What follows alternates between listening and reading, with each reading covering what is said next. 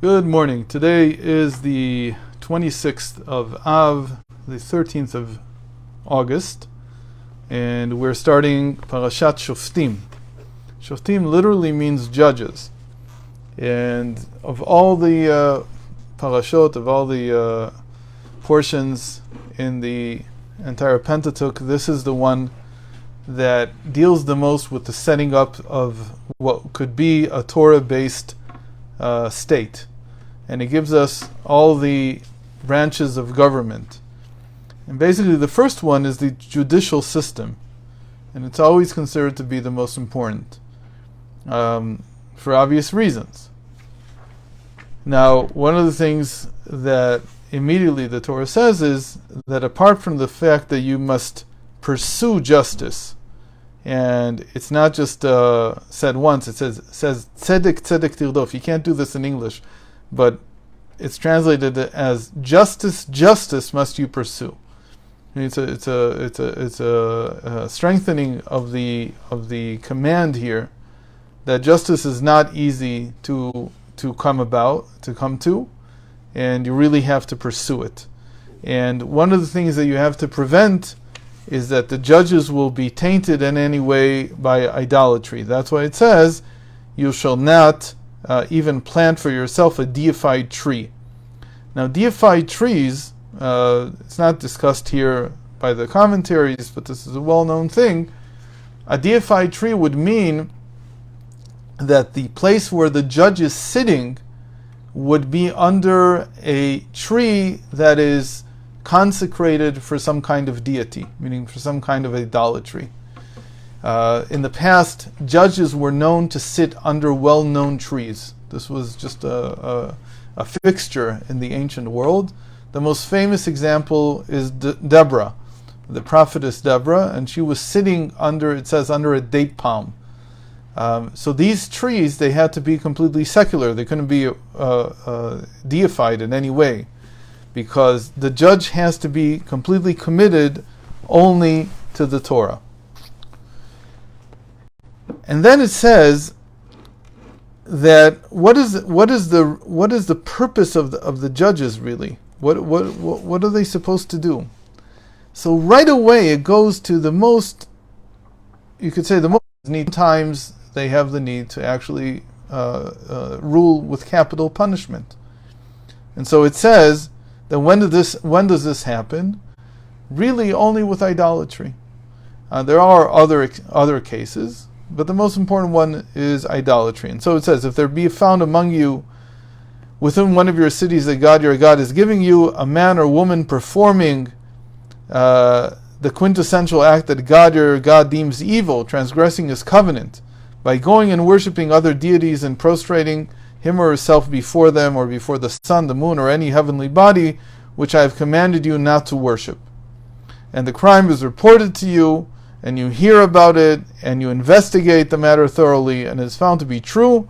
The evidence supplied by all the witnesses agrees, establishing that this abomination has indeed been committed in Israel, and then we come to the punishment. What is this all about? So, the question that immediately arises is, why does the Torah first set up the judges and not the king? It would seem that the king would be more important.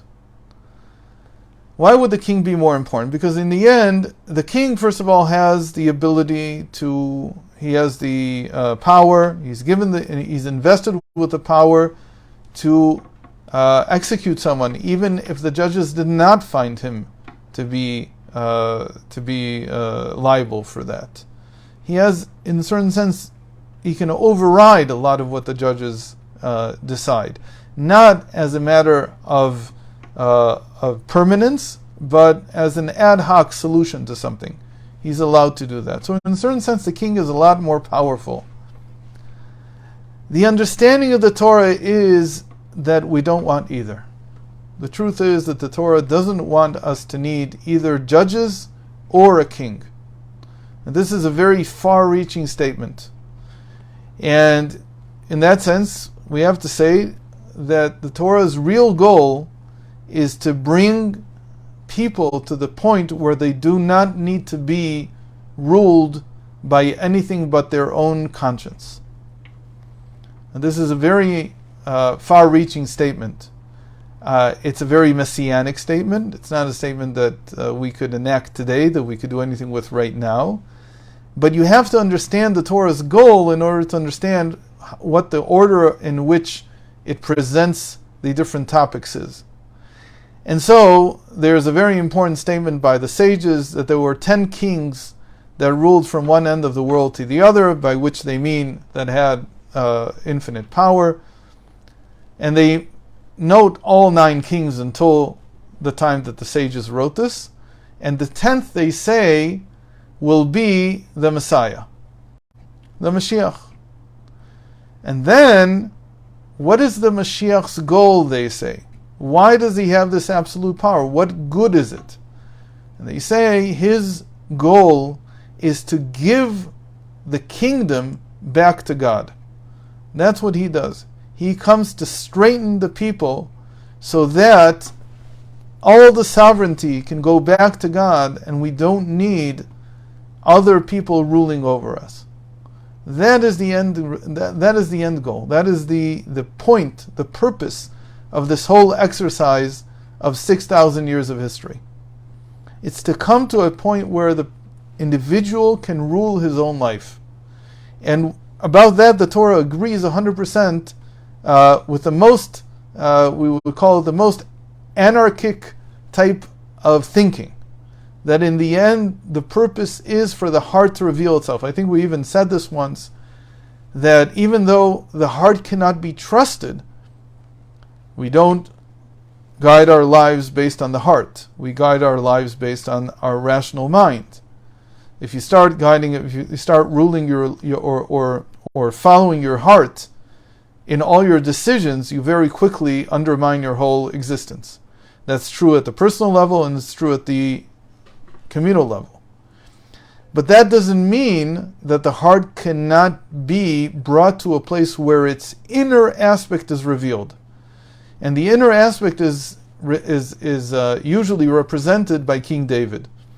King David is the one who works on his heart so much that he comes to a place where he can trust what his heart says. Doesn't mean that he didn't make a mistake, but after he made the mistake, he fasted for 22 years. That's the way that the sages describe these, from the time that he did what he did with Bathsheba. And he came to a state in which he had killed, that's how they describe it, his evil inclination. And so what was left was a pure heart. And the Torah seeks this, and it believes in this. And it says that once you have a king who knows what a pure heart is, then the king can override even what the judicial system says. Because the judicial system is meant to create peace and order.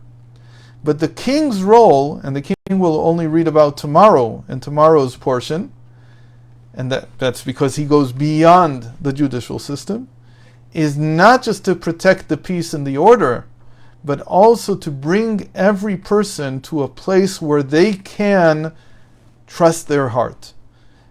Being of a pure heart, he himself can see what it means for the person to follow their true conscience, their true self. And so that's his duty. And to perform that duty, he receives even more power than the Sanhedrin, than the judicial system. So the judicial system is a first, let's call it the first approximation of what it means to lead a organized and proper life.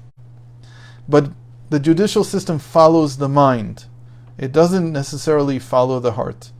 The king offers something deeper. And that's why the king needs to have more power than they do, albeit on a temporary basis, meaning that he can intervene when he wants to. But what he decides does not become a permanent halacha, it doesn't become a permanent law. It's just something that for that moment is that way. The best example of this is the case that Solomon tried right after he became king. And that's the famous case of the two women that came to him and argued over whose child it is. Now, Solomon didn't follow any of the rules of procedure that a judge would, that a court would. He used something entirely different. He went directly to look at the heart. And using that, he even brought the other woman, whose son it wasn't, to admit, inadvertently, not directly, that this was not her son, by showing that she was willing to have him cut in half. That type of justice is the one that straightens the heart. And again, the purpose of the king goes beyond the purpose of the judicial, which is just to keep law and order. There's a lot more to say about the judicial system. One of the things I wanted to cover, I don't know if we'll get to do it in the rest of the week, is the difference between courts of law that rule according to the Torah and those that are only based on what we call the public or accepted law, civil law, that the nations of the world use. There's a very essential difference between the two. So if we get a chance, we'll talk about it more during the rest of the week. And welcome back. I hope we can continue every day this week, and hope to see you tomorrow. Thank you. Can I ask you a little question?